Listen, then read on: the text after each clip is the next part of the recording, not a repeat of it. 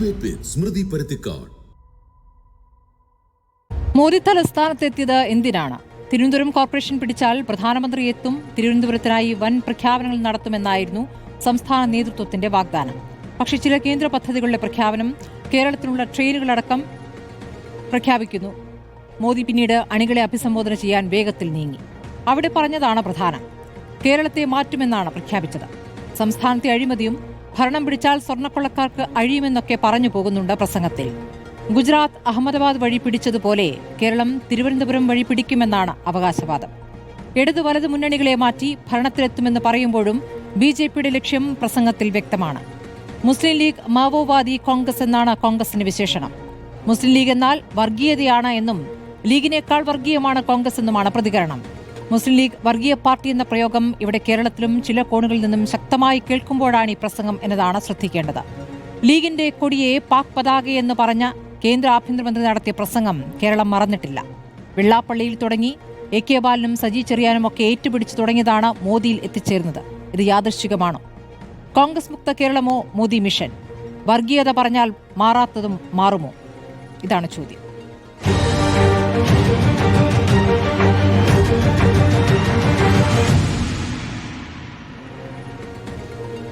CPM-ൽ നിന്നും ശ്രീ എം പ്രകാശൻ, കോൺഗ്രസിൽ നിന്നും ശ്രീ രാജു പി നായർ, വലതു നിരീക്ഷകൻ ശ്രീ എ കെ അനുരാജ്, രാഷ്ട്രീയ നിരീക്ഷകൻ ശ്രീ NP ചെക്കുട്ടി എന്നിവരാണ് ചർച്ചയിലുള്ളത്. ആദ്യം ഞാൻ രാജു പി നായരിലേക്കാണ് പോകുന്നത്. ശ്രീ രാജു പി നായർ, ഇന്നിപ്പോൾ വന്നിരിക്കുന്ന ഏറ്റവും പ്രധാനപ്പെട്ട വിമർശനം മോദിയിൽ നിന്ന് വന്നിരിക്കുന്നത് കോൺഗ്രസിനും ലീഗിനുമെതിരെയാണ്. നിങ്ങൾക്കൊരു പേരും വീണിരിക്കുന്നു, MMC. ഈ MMC എന്ന പേരിനോട് എങ്ങനെയാണ് കോൺഗ്രസ് പ്രതികരിക്കുന്നത്? അല്ല, ഞങ്ങൾ അതിൽ നിന്ന് മറ്റെന്തെങ്കിലും പ്രതീക്ഷിക്കുന്നുണ്ടോ അദ്ദേഹത്തിൻ്റെ അടുത്ത് നിന്ന്? അദ്ദേഹം ഇന്ന് വന്നത് വളരെയധികം സന്തോഷമുണ്ട്. തീർച്ചയായിട്ടും അടുത്ത തെരഞ്ഞെടുപ്പിന് മുമ്പായിട്ട് കുറേയധികം പ്രാവശ്യം കൂടി അദ്ദേഹം വരണം. മലയാളികൾ BJPയെ എന്തിനു മാറ്റി നിർത്തണമെന്ന് അവരെ ഓർമ്മിപ്പിക്കാൻ നരേന്ദ്രമോദിയുടെ സാന്നിധ്യം സഹായിക്കും. അതുകൊണ്ട് വർഗീയമായി ചേരിതിരിക്കുന്ന നരേന്ദ്രമോദിയെ കാണുമ്പോൾ അല്ലെങ്കിൽ അദ്ദേഹത്തിൻ്റെ പ്രസംഗം കേൾക്കുമ്പോൾ കേരളം വീണ്ടും ഒന്നിക്കും. ഏതിനെതിരെ? BJPക്കെതിരെ. അങ്ങനെ ഒന്നിക്കുന്നതുകൊണ്ടാണല്ലോ കഴിഞ്ഞ തദ്ദേശ സ്വയംഭരണ സ്ഥാപനങ്ങളിലെ തെരഞ്ഞെടുപ്പിൽ 5% വോട്ട് ഇടിവുണ്ടായിരുന്നു. ഞങ്ങളെ സംബന്ധിച്ചോളം CPM-നെ പരാജയപ്പെടുത്തുന്നതിനൊപ്പം BJPയുടെ വോട്ട് ശതമാനം പഴയ 2011 ശതമാനമായ 4-5% എത്തിക്കുക എന്നുള്ള ഞങ്ങളുടെ രാഷ്ട്രീയമായ ഉത്തരവാദിത്തമാണ്. ഒരുപക്ഷെ 2021-26 തെരഞ്ഞെടുപ്പിൽ അത് നടക്കില്ലായിരിക്കാം. പക്ഷെ 2026 കഴിയുമ്പോഴത്തേക്കെങ്കിലും നരേന്ദ്രമോദിയുടെ വോട്ട് അല്ലെങ്കിൽ BJPയുടെ വോട്ട് ശതമാനം ഒരു 5% എത്തിക്കുക ഞങ്ങളുടെ രാഷ്ട്രീയമായ ദൗത്യം കൂടിയാണ്. അതുകൊണ്ട് നരേന്ദ്രമോദിയിൽ നിന്നും മറ്റെന്തെങ്കിലും ആരെങ്കിലും പ്രതീക്ഷിക്കുന്നുണ്ടെങ്കിൽ അത് അല്പം വിഡ്ഢിത്തമായി പോകുമല്ലോ. അദ്ദേഹം വന്നാൽ ഇത് മാത്രം പറയും. മുസ്ലിം ലീഗിൻ്റെയും മുസ്ലിം സമൂഹത്തിൻ്റെയും എല്ലാം ചരിത്രം വളരെ കൃത്യമായിട്ട് അറിയാവുന്നവരാണ് മലയാളികൾ. കേരളത്തിലെ മുസ്ലിം സമൂഹത്തിൽപ്പെട്ടവരെ എത്രമാത്രം പ്രകോപനമുണ്ടാകുമ്പോഴും, നിരന്തരമായ പ്രകോപനം ആ സമൂഹത്തിനെതിരെ ഉണ്ടാവുകയാണല്ലോ. അങ്ങനെ നിരന്തരമായ പ്രകോപനം ഉണ്ടാവുമ്പോഴും ജനാധിപത്യ ചേരിയിൽ, മതേതരത്വത്തെ ചേരിയിൽ, സമാധാനത്തിൻ്റെ പതിയിൽ അവരെ പിടിച്ചു നിർത്താൻ ഏറ്റവും അധികം മുൻപന്തിയിൽ നിൽക്കുന്നത് മുസ്ലിം ലീഗാണ്. നമ്മളിപ്പോൾ ഇന്ന് ശ്രീ KC വേണുഗോപാൽ ഉൾപ്പെടെ ഉള്ള നേതാക്കന്മാർ 1992 ബാബറി മസ്ജിദ് തകർന്നപ്പോൾ ഉള്ള സംഭവവും അതുപോലെ തന്നെ മറ്റ് മലപ്പുറത്ത് അങ്ങാടിപ്പുറത്തെ ക്ഷേത്രം കത്തിയതെല്ലാം ഓർമ്മിപ്പിച്ചല്ലോ.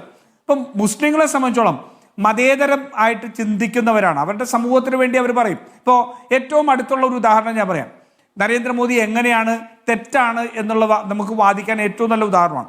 മുനമ്പത്ത് കുറച്ച് മനുഷ്യരുടെ ജീവിത പ്രശ്നവുമായിട്ട് അവരുടെ ഇത് വെക്കുന്ന വഖഫിൻ്റെ വിഷയവുമായിട്ട് ബന്ധപ്പെട്ട് സമരമുണ്ടായി. അവിടെ വലിയ സമരം നടന്നു. ആ സമരം അവിടെ നടക്കുമ്പോൾ കേരളത്തിലെ മുസ്ലിം ലീഗ് ചെയ്തത് എന്താ?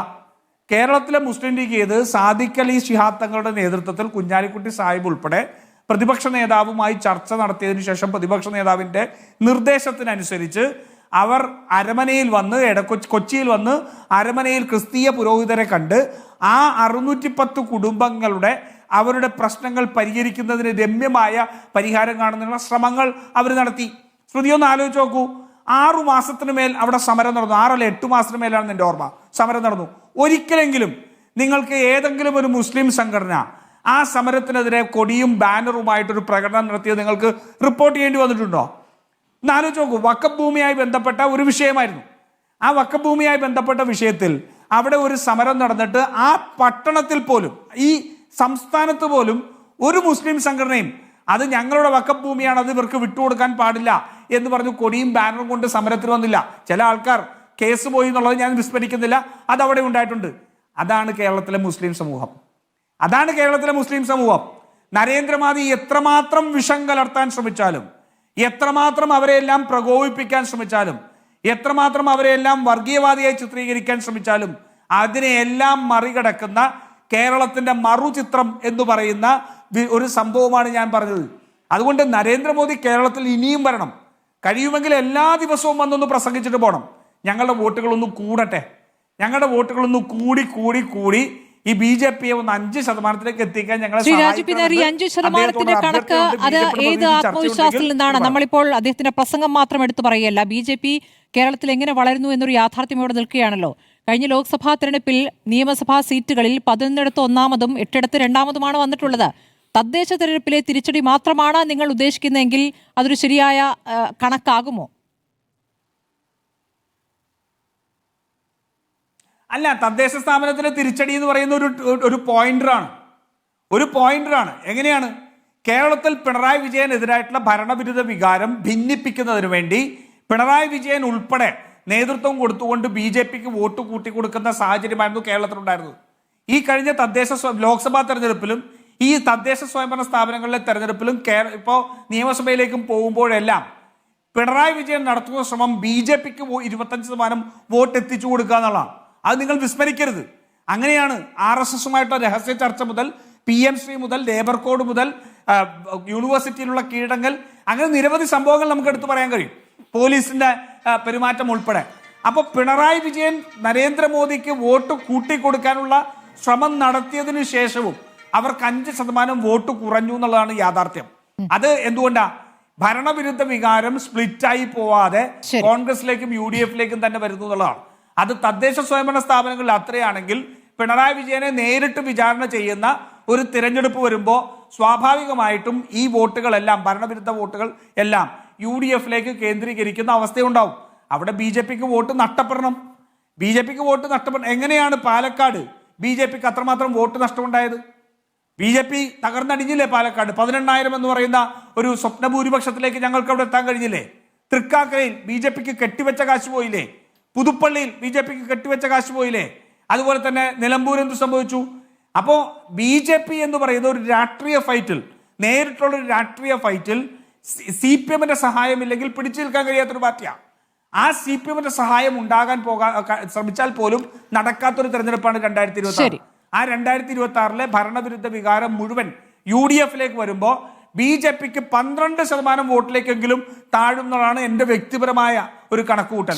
അതിനെ കുറച്ചുകൂടി ഒന്ന് അടുത്ത തെരഞ്ഞെടുപ്പുകളിൽ തള്ളി നേരെ ഒരു 5% എന്ന് വെച്ചാൽ ഒരു ഫ്രിഞ്ച്, നമ്മൾ പറയുമല്ലോ ഫ്രിഞ്ച് എന്ന് പറയുന്ന, വർഗീയത പറയുന്ന, ആക്രമണം പറയുന്ന, കൊലപാതകത്തിൽ നിൽക്കുന്ന, അമ്പലങ്ങളിൽ മനുഷ്യവിസർജമെറിയുന്ന, പള്ളികൾക്കെതിരെ സംസാരിക്കുന്ന, മുസ്ലിമിനെ ഭീകരവാദിയെ ചിത്രീകരിക്കുന്ന ഒരു ഫ്രിഞ്ച് എലമെന്റ് ആയിട്ട് കേരളത്തിൽ BJP-യെ മാറ്റുക എന്നുള്ളത് ഞങ്ങളുടെ രാഷ്ട്രീയ ഉത്തരവാദിത്വമാണ്. ശരി, ശ്രീ M. പ്രകാശൻ, ഇപ്പോൾ വർഗീയത പറഞ്ഞ് വോട്ടുമിടിക്കാം എന്നുള്ള ഉദ്ദേശത്തിലാണ് മോദി വന്നത് എന്നാണോ കരുതേണ്ടത്? ഉറപ്പായിട്ടും സർക്കാരുമായി ബന്ധപ്പെട്ട് സംസാരിക്കുന്നു, കേന്ദ്ര സർക്കാരിന്റെ പദ്ധതികൾ പ്രഖ്യാപിക്കുന്നു, മുഖ്യമന്ത്രി അടക്കമുള്ള വേദിയിൽ വെച്ചാണ് ആ പ്രഖ്യാപനം നടക്കുന്നത്. ആ പ്രഖ്യാപനത്തിന് ശേഷം അദ്ദേഹം തന്നെ പറയുകയാണ്, എനിക്ക് വേഗത്തിൽ അണികളോട് സംസാരിക്കാൻ പോകേണ്ടതുണ്ട്, ആ പ്രസംഗത്തിനാണ് ഞാൻ താല്പര്യപ്പെടുന്നത്, ആ പ്രസംഗം കേൾക്കാനാണ് അണികൾ താല്പര്യപ്പെടുന്നത്. പിന്നെ നടത്തിയ പ്രസംഗം നമ്മൾ കണ്ടതാണ്. സംസ്ഥാന സർക്കാരുമായി ബന്ധപ്പെട്ട് പറയുന്ന പ്രധാനപ്പെട്ട ആരോപണം കേന്ദ്ര പദ്ധതികൾ നടപ്പാക്കുന്നില്ല എന്നുള്ളതാണ്. കേന്ദ്രത്തിൽ നിന്നും കേരളത്തിന് തന്നതിന്റെ കണക്കും മോദി പറയുകയാണ്. കേന്ദ്രം നമുക്ക് തരാത്ത കണക്കിനെ കുറിച്ചാണ് ഇവിടെ സർക്കാർ ആവർത്തിച്ച് പറഞ്ഞുകൊണ്ടിരിക്കുന്നത്. അപ്പോഴാണ് തന്ന കണക്ക് പറയുന്നത്, പദ്ധതികൾ നടപ്പാക്കാത്തതിനെ കുറിച്ച് പറയുന്നത്, ഇവിടുത്തെ സർക്കാരിന്റെ അഴിമതിയെക്കുറിച്ച് പറയുന്നത്. ഇതിൽ എന്താണ് CPM എടുക്കുന്ന നിലപാട്, പ്രതികരണം? ഇന്ത്യയുടെ പ്രധാനമന്ത്രി നമ്മുടെ സംസ്ഥാനത്ത് വരുന്ന സന്ദർഭത്തിൽ സ്വാഭാവികമായും ഏതൊരു കേരളീയനും പ്രതീക്ഷിക്കുക, ഈ കേരളം കേന്ദ്ര ഭരണവുമായി ബന്ധപ്പെട്ടുകൊണ്ട് ഉയർത്തിയിട്ടുള്ള പ്രശ്നങ്ങളുടെ മേലെ ജനങ്ങളെ ബോധ്യപ്പെടുത്താനുള്ള ഒരു മറുപടി ബഹുമാനപ്പെട്ട പ്രധാനമന്ത്രിയുടെ ഭാഗത്തു നിന്നുണ്ടാവുമെന്നാണ്. അതുപോലെ തന്നെ കേരളത്തെ സഹായിക്കാനാവുന്ന പുതിയ പദ്ധതികൾ BJP-യുടെ വിജയം ആഘോഷിക്കാൻ കൂടി വരുന്നൊരു സന്ദർഭത്തിൽ ഏറ്റവും ചുരുങ്ങിയത് തിരുവനന്തപുരം നഗരസഭക്കെങ്കിലും എന്തെങ്കിലും നിലക്കുള്ള ഒരു പദ്ധതി പ്രഖ്യാപിക്കുമെന്നാണ് ആരും പ്രതീക്ഷിക്കുക. ഈ കേരളം ഈ അടുത്ത ദിവസമാണ് ബഹുമാനപ്പെട്ട മുഖ്യമന്ത്രിയുടെ നേതൃത്വത്തിൽ MLA ഉൾപ്പെടെ പങ്കെടുത്തുകൊണ്ട് കേന്ദ്രം കേരളത്തോട് കാണിക്കുന്ന അവഗണനക്കെതിരെയുള്ള ഒരു സമരം ഇതേ തിരുവനന്തപുരത്ത് പ്രധാനമന്ത്രി പങ്കെടുക്കുന്ന പരിപാടിയുടെ വെളിപ്പാടകലെ നടത്തിയത്. ഇന്ത്യയുടെ ചരിത്രത്തിൽ ആദ്യമായിട്ട് കേന്ദ്ര ഗവൺമെൻറ്റിനെതിരായിട്ട് സുപ്രീം കോടതിയിൽ പോകേണ്ടി വന്നു കേരളത്തിന്. കേരളത്തിലെ മുഖ്യമന്ത്രിയും മന്ത്രിമാരും അടക്കമുള്ള ആളുകൾ ഡൽഹിയിൽ ചെന്ന് രാജ്യമാകെ ശ്രദ്ധിക്കത്തക്ക നിലയിലുള്ള സമരം നടത്തേണ്ടി വന്നത് ഈ കേരളം നേരിട്ടുകൊണ്ടിരിക്കുന്ന വിഷയങ്ങളുടെ മേലെയാണ്. രാജ്യത്തിനകത്തുണ്ടായിട്ടുള്ള ഏറ്റവും വലിയ പ്രകൃതി ദുരന്തത്തോട് ഒരു പൈസ സഹായിക്കാൻ ഈ ഗവൺമെൻറ് ശ്രമിച്ചില്ല എന്നുള്ള കാര്യം കേരളം വളരെ സജീവമായിട്ട് ഉന്നയിച്ചതാണ്. കേരളത്തിൻ്റെ പദ്ധതികൾക്ക് അംഗീകാരമില്ല, കേരളത്തിൻ്റെ ധനവിഹിതം വെട്ടിക്കുറക്കുന്നു, കേരളത്തിൻ്റെ കടമെടുക്കാനുള്ള വിഹിതം പോലും വെട്ടിക്കുറക്കുന്നു. ഇങ്ങനെ വളരെ ഗൗരവമായ പ്രശ്നങ്ങൾ ഉന്നയിച്ച ഒരു സ്റ്റേറ്റിൽ പ്രധാനമന്ത്രി വന്ന് സംസാരിക്കുമ്പോൾ സ്വാഭാവികമായും ജനങ്ങൾ പ്രതീക്ഷിക്കുക ആ കാര്യങ്ങളെ സംബന്ധിച്ച് തങ്ങളുടേതായ വിശദീകരണം അദ്ദേഹത്തിൻ്റെ ഭാഗത്ത് ഉണ്ടാവുമെന്നാണ്. എന്നാൽ അദ്ദേഹത്തിൻ്റെ പ്രസംഗത്തിൽ അതുമായി ബന്ധപ്പെട്ട് ഒരു വാക്കുപോലും ഉണ്ടായില്ല. ഇവിടെ ഇപ്പോൾ ഇന്ത്യയിലെ പ്രധാന പ്രതിപക്ഷത്തിൻ്റെ പാർട്ടിയാണല്ലോ എനിക്ക് മുമ്പേ സംസാരിച്ചത്. ഈ പറയുന്ന കേരളം നേരിടുന്ന അതീവ ഗുരുതരമായ വിഷയങ്ങളെ സംബന്ധിച്ച് ഒരു വാക്കെങ്കിലും 6 മിനിറ്റ് നേരം സംസാരിച്ച അദ്ദേഹം പറഞ്ഞോ? അപ്പോൾ അവർക്ക് അത്തരം കാര്യങ്ങൾ ഒരു വിഷയമേ അല്ല. അതുപോലെ ഇപ്പോൾ തിരുവനന്തപുരത്തെ വിജയം ആഘോഷിക്കാൻ വേണ്ടിയാണല്ലോ അദ്ദേഹത്തെ പ്രസംഗം ആരംഭിക്കുന്നത്. അങ്ങനെയാണ് അഹമ്മദാബാദിൽ വിജയിച്ചുകൊണ്ടാണ് ഗുജറാത്ത് പിടിച്ചത്. ഇനിയിപ്പോൾ തിരുവനന്തപുരം ജയിച്ചുകൊണ്ട് ഞങ്ങൾ കേരളമാകെ പിടിക്കുമെന്നാണ്. ഇവിടെ BJPയും ഞങ്ങളും തമ്മിലിപ്പോൾ സംസാരിക്കുമ്പോൾ കോൺഗ്രസിന് പ്രതിനിധി പറഞ്ഞു എന്തോ BJPയും ഞങ്ങളും തമ്മിൽ ബാന്ധവമാണെന്ന്. ഞാൻ ചോദിക്കട്ടെ, കേരളത്തിൻ്റെ ചരിത്രത്തിൽ ആദ്യമായിട്ട് BJPക്ക് ഒരു MPയെ കൊടുത്ത ആരാ? 86,000 വോട്ട് കുറച്ച് അതിൽ 10,75,000 വോട്ട് BJPക്ക് കൊടുത്ത് നിങ്ങളല്ലേ കേരളത്തിൽ ആദ്യത്തെ BJP MP ഉണ്ടാക്കിയത്? ഈ കഴിഞ്ഞ തദ്ദേശ സ്ഥാപന തെരഞ്ഞെടുപ്പിൽ 51 സീറ്റുകൾ BJP ജയിച്ചപ്പോൾ 41 സീറ്റിൽ നിങ്ങളുടെ വോട്ട് കിട്ടിയെന്നും അവിടെ 20ഓളം സീറ്റുകൾ നിങ്ങളുടെ കഴിഞ്ഞ പ്രാവശ്യം കിട്ടിയതിൻ്റെ വോട്ടിൽ പകുതിയേ കിട്ടിയുള്ളൂവെന്നും 6 സീറ്റുകളിൽ 400 താഴെ വോട്ട് മാത്രമേ കോൺഗ്രസിന് കിട്ടിയുള്ളൂവെന്നും 41 സീറ്റിൽ കോൺഗ്രസ് 3ാം പാർട്ടി ആയി എന്നുള്ളതും എന്താ തെളിയിക്കുന്നത്? BJP നിങ്ങൾ തമ്മിലുള്ള ബാന്ധവല്ലേ? നിങ്ങൾ ഒന്നിച്ച് മത്സരിച്ച ബേപ്പൂരിൻ്റെയും വടകരയുടെയും അനുഭവം കേരളം മറന്നുപോയിട്ടില്ല. അപ്പം അതുകൊണ്ട് അത്തരം കാര്യങ്ങളൊന്നും പറഞ്ഞിട്ട് ഞങ്ങളെ ഏതെങ്കിലും നിലക്ക് തെറ്റിദ്ധരിപ്പിക്കാൻ വേണ്ടി ശ്രമിക്കേണ്ടതില്ല. ഇവിടെ യഥാർത്ഥത്തിൽ ഇന്ത്യയിലെ പ്രധാനമന്ത്രി വരുമ്പോൾ പറയേണ്ടിയിരുന്ന ഒരു കാര്യങ്ങളും പറയാൻ അദ്ദേഹം സന്നദ്ധമായില്ല. ഈ കേരളം വികസിക്കണം എന്ന് മാത്രം പറഞ്ഞാൽ മതിയാവില്ലല്ലോ. കേരളത്തിൻ്റെ വികസനത്തെ തുരങ്കമുക്കുകയല്ലേ കേന്ദ്രം ചെയ്യുന്നത്. ഇപ്പോൾ ഇവിടെ വിഴിഞ്ഞത്തെക്കുറിച്ച് അദ്ദേഹം പറഞ്ഞു. ഞാൻ ചോദിക്കട്ടെ, രാജ്യത്തുള്ള എല്ലാ തുറമുഖങ്ങൾക്കും ഒരു നിശ്ചിതമായ സംഖ്യ കേന്ദ്ര ഗവൺമെൻറ് കൊടുത്തപ്പോൾ ഈ കേരളത്തിന് നൽകിയോ? കേരളത്തിന് അത് തന്നിരിക്കുന്നത് കടമായിട്ടാണ്. ആ കാര്യം സംബന്ധിച്ച് മിണ്ടാൻ വേണ്ടിയിട്ട് കോൺഗ്രസ് ഉണ്ടോ? ആ കാര്യം സംബന്ധിച്ച് സംസാരിക്കുന്നതിന് വേണ്ടിയിട്ട് ഇവിടെ പ്രധാനമന്ത്രി സന്നദ്ധമായോ? ഇവിടെ ഉരുൾപൊട്ട ദുരന്തമുണ്ടായപ്പോൾ എത്ര തവണ കോടതി ഉൾപ്പെടെ പറഞ്ഞു ഒരു പൈസ വർദ്ധിപ്പിച്ചു തരാൻ അവർ കൂട്ടാക്കിയില്ല. വാദിക്കാൻ ഇവിടെ ഒരു കോൺഗ്രസ് MPയും ഉണ്ടായില്ല, ഒരു UDF ഉണ്ടായില്ല. ആ കാര്യം സംബന്ധിച്ച് എന്തെങ്കിലും കാര്യം അദ്ദേഹം പറഞ്ഞോ? ഈ കേരളത്തെ വികസിപ്പിക്കും. അപ്പോൾ അതിപ്പോൾ എന്ത് പദ്ധതിയാണ് പ്രഖ്യാപിച്ചിരിക്കുന്നത്?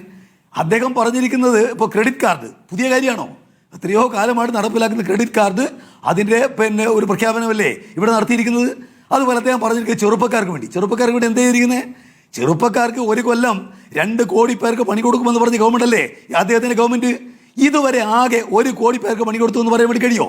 കൃഷിക്കാർക്ക് എന്തോ ചെയ്തു എന്ന് അദ്ദേഹം പറഞ്ഞു. ഞാൻ ചോദിക്കട്ടെ, രാജ്യത്തിൻ്റെ ചരിത്രത്തിൽ ഇത്രയേറെ കൃഷിക്കാർ ആത്മഹത്യ ചെയ്ത മറ്റൊരു കാലമുണ്ടോ? ഇപ്പോൾ നരേന്ദ്രമോദി ഗവൺമെൻറ് വന്നതിന് ശേഷം 3 ലക്ഷം ആളുകൾ ആത്മഹത്യ എന്ന് പറഞ്ഞ് വേറെ ആരുമില്ല. National crime records bureau of India. അതിൽ മഹാഭൂരിപക്ഷം ആളുകൾ കൃഷിക്കാരാണ്.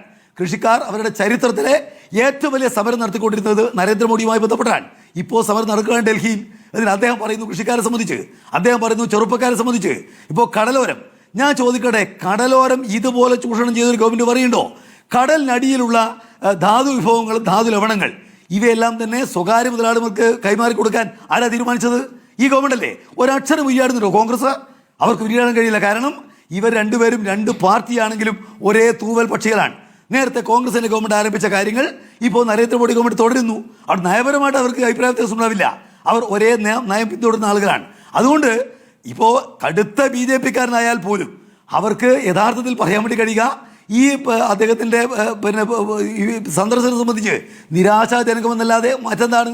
സാധാരണഗതിയിൽ ഒരാൾ വന്നാൽ, ഒരു BJP നേതാവ് വന്നാൽ ഉണ്ടാകുന്ന ഒരു രാഷ്ട്രീയ പ്രസംഗത്തിനപ്പുറം എന്തെങ്കിലും ഒരു കാര്യം പ്രധാനമന്ത്രി പറഞ്ഞുവെന്ന് അദ്ദേഹത്തിൻ്റെ പ്രസംഗം കേൾക്കുന്ന ആർക്കും തന്നെ പറയാൻ വേണ്ടി കഴിയില്ല. പിന്നെ അദ്ദേഹം പറയാത്ത കുറേ കാര്യങ്ങൾ ട്രാൻസ്ലേഷൻ പറഞ്ഞിട്ടുണ്ട് എന്നുള്ളത് പറയാൻ. അതല്ലാതെ അദ്ദേഹം പറഞ്ഞിരിക്കുന്ന കാര്യങ്ങൾ കേരളത്തിലെ ജനങ്ങളെ ഏതെങ്കിലും നിലക്ക് ആകർഷിക്കാൻ വേണ്ടി പറ്റാവുന്നതോ കേരളത്തിന് വല്ല വാഗ്ദാനവും നൽകാവുന്നതോ കേരളത്തെ ഇന്ത്യയിൽ ഒരു സ്റ്റേറ്റ് ആയിട്ട് കേന്ദ്ര ഗവൺമെന്റ് പരിഗണിക്കുന്നു എന്ന് ജനങ്ങളെ ബോധ്യപ്പെടുത്താൻ പറ്റാവുന്ന ഒന്നും ആയിരുന്നില്ല എന്നുള്ളത് എത്ര വ്യക്തമാണ്.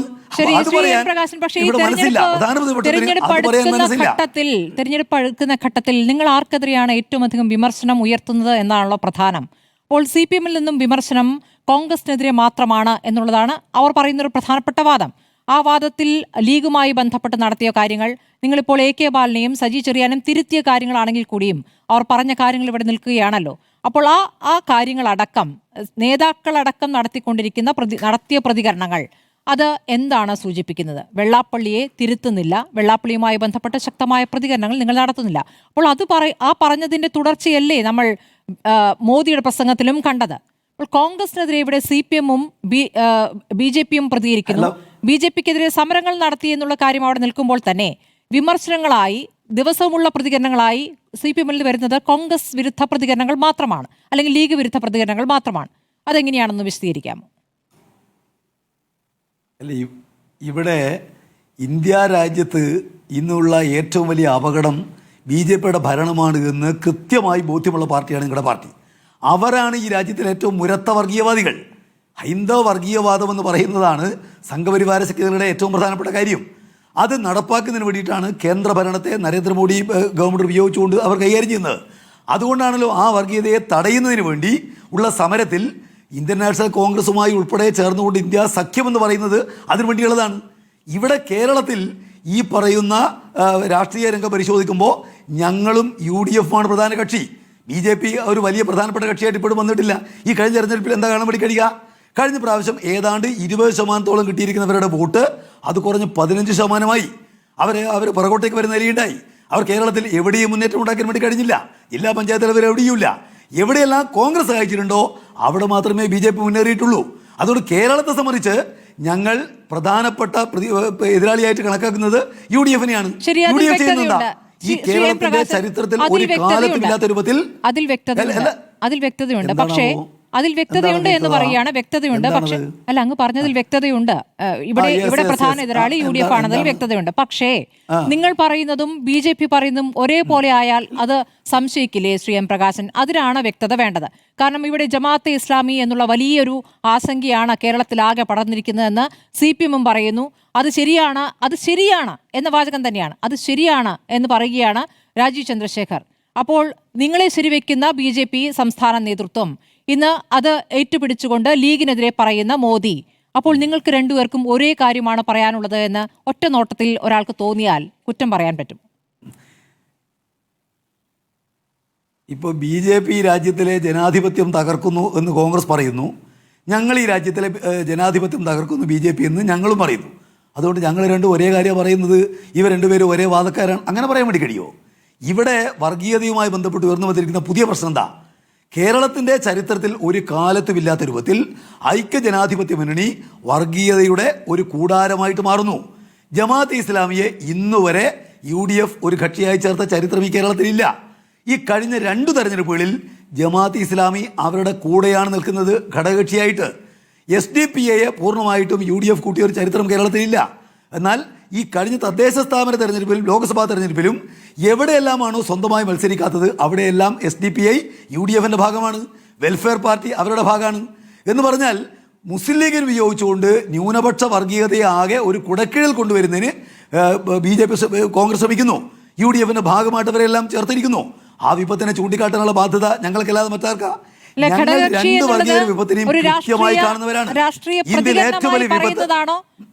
എന്ന് തന്നെ നിങ്ങൾ വിചാരിക്കുകയാണോ? മുന്നണിയിലുണ്ടോ വെൽഫെയർ പാർട്ടി? ഘടകകക്ഷിയാണല്ലോ. ഞങ്ങൾ തെരഞ്ഞെടുപ്പിൽ പങ്കെടുത്തവരാണ്.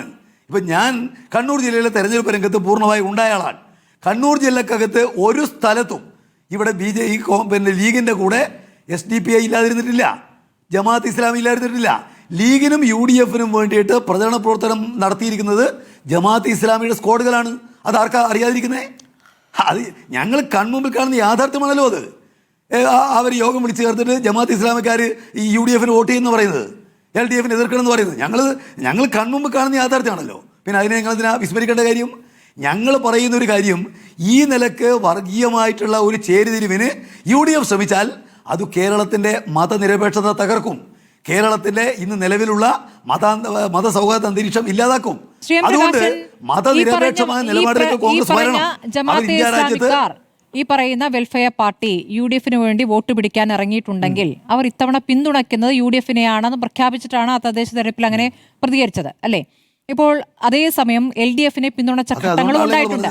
അല്ല, LDF-നെ പിന്തുണച്ച ഘട്ടങ്ങളും ഉണ്ടായിട്ടുണ്ട്.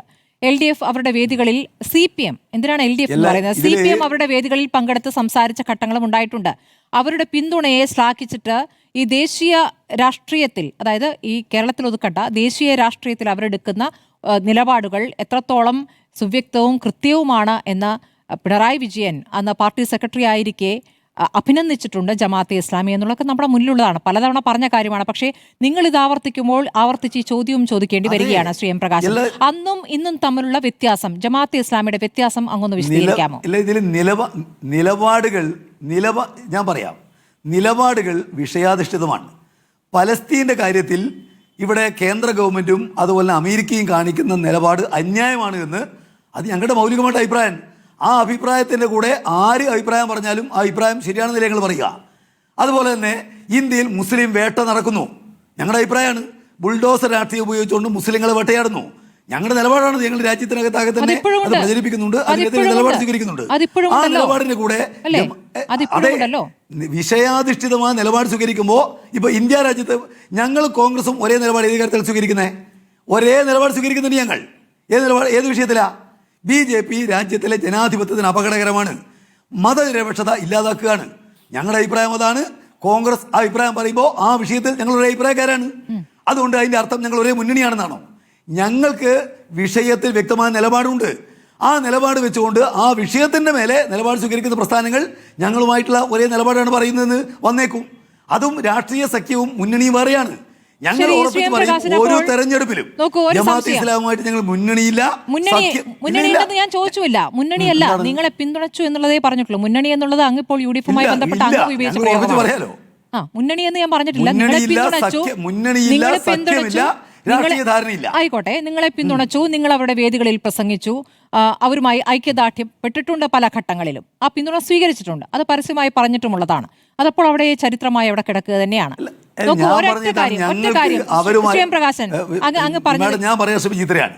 ഞങ്ങൾക്ക് അവരുമായിട്ട് രാഷ്ട്രീയ ധാരണയോ മുന്നണിയോ സഖ്യമോ ഈ കേരളത്തിൽ ഒരു സ്ഥലത്തും ഉണ്ടായിട്ടില്ല, ഇനി ഉണ്ടാവുകയില്ല.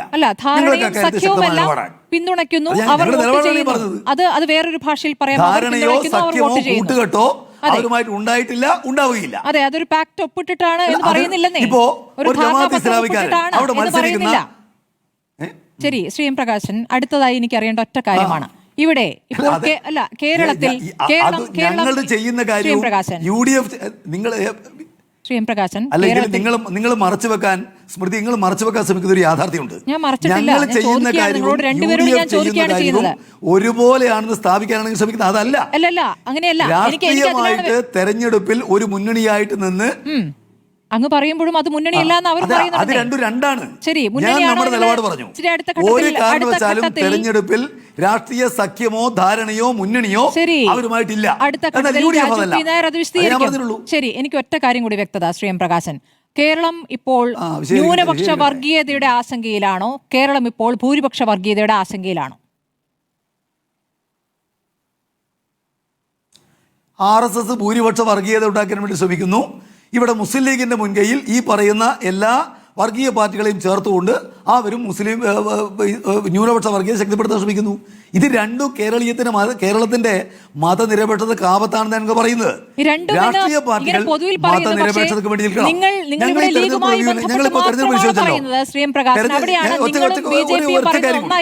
ഒറ്റ കാര്യം കൂടി ഞാൻ പറയാം. അല്ല, ആരെന്ത് പറയുന്നു അത് ഒന്നായി പോകുന്നല്ല.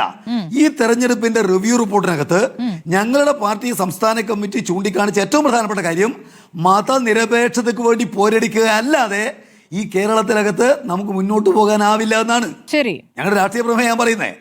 ഇപ്പോഴത്തെ ഈ തദ്ദേശ സ്ഥാപന തെരഞ്ഞെടുപ്പിനെ ചൂണ്ടിക്കാണിച്ചുകൊണ്ട് ഞങ്ങളുടെ പാർട്ടി സ്റ്റേറ്റ് കമ്മിറ്റി അംഗീകരിച്ച റിപ്പോർട്ടിനകത്ത് ഞങ്ങളുടെ സംസ്ഥാന സെക്രട്ടറി വിശദീകരിച്ചിട്ടുണ്ട്. മതനിരപേക്ഷതയ്ക്ക് വേണ്ടിയുള്ള പോരാട്ടത്തിലൂടെ അല്ലാതെ ഇടതുപക്ഷത്തിന് മുന്നോട്ട് പോകാനാവില്ല. ശരി, കൃത്യമായി കാണുന്ന പാർട്ടി ഞങ്ങളുടെ പാർട്ടി.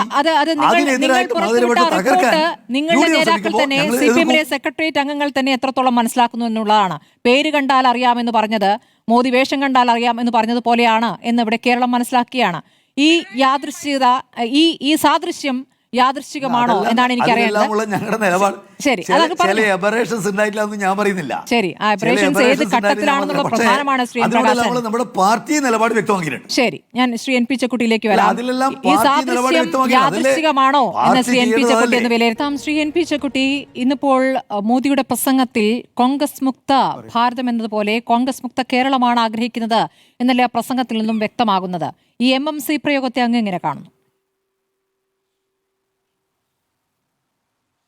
അല്ലെ, മോഡിയുടെ ആ ഒരു എന്താ പറയുക, ഒരു അദ്ദേഹത്തിൻ്റെ ആ ലഘൂകരണം MMC, അതായത് മുസ്ലിം ലീഗ് മാവോയിസ്റ്റ് കോൺഗ്രസ്, അത് രാഷ്ട്രീയമായിട്ട് കേരളത്തിന് രാഷ്ട്രീയമായിട്ട് ബന്ധമുള്ള ആരെങ്കിലും ഉന്നയിക്കാൻ സാധിക്കുന്ന ഒരു പ്രയോഗമാണോ?